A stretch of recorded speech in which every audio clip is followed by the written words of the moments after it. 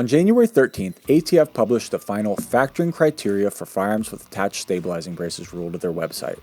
Known colloquially as the pistol brace ruling, it represents a complete 180-degree change in the way ATF classifies firearms utilizing these devices.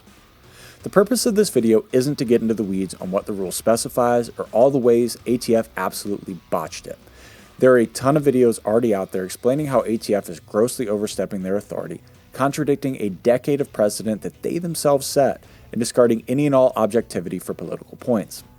There are multiple lawsuits in the works from our friends at FRAC, NRA, and the Second Amendment Foundation, and we believe they will ultimately succeed in overturning this rule. But for now, the rule exists, and we're here to discuss the impact that it will have on suppressors. In December 2022, ASA held a meeting with the Office of Information and Regulatory Affairs within the White House Office of Management and Budget. During the meeting, we expressed our concerns that a sudden influx of tax-exempt short-barrel rifle applications forced by a pistol brace ruling could cause an exponential increase in wait times if these Form 1 applications entered the existing NFA pipeline. With potentially hundreds of thousands of Form 1s flooding the system over a 120-day forbearance period, we argued that the rule could cause irreparable damage to our industry and our consumers because existing NFA examiners simply wouldn't have the bandwidth to process these new applications in a timely manner, let alone process any of the other NFA applications they receive. Our proposed solution was simple.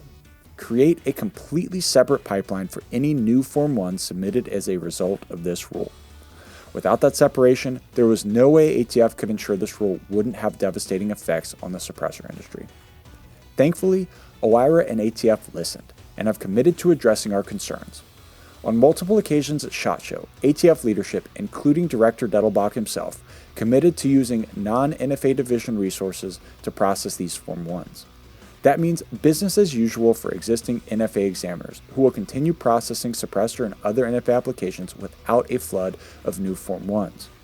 Parallel to that, ATF will pull resources from other departments to process any and all applications received during the 120-day tax forbearance period. We can't underscore this enough. ASA is not a fan of the new rule, and we hope that it is struck down in court. However, the decision to bifurcate the NFA registration process is a monumental silver lining to an otherwise lousy situation. Over the 120-day forbearance period, ASA will monitor the process to ensure that ATF honors their commitment. As a nonprofit, our job is to fight for your rights, and we could not do it without your support. Your membership and your donations fund our fights in Washington, D.C. and in state capitals across the country. I promise that the American Suppressor Association will not stop fighting until suppressors are removed from the National Firearms Act and are legal to own in all 50 states. Help us protect your right to protect your hearing by making sure your membership in the American Suppressor Association is active. Visit us at asamember.com to join or renew today. That's asamember.com.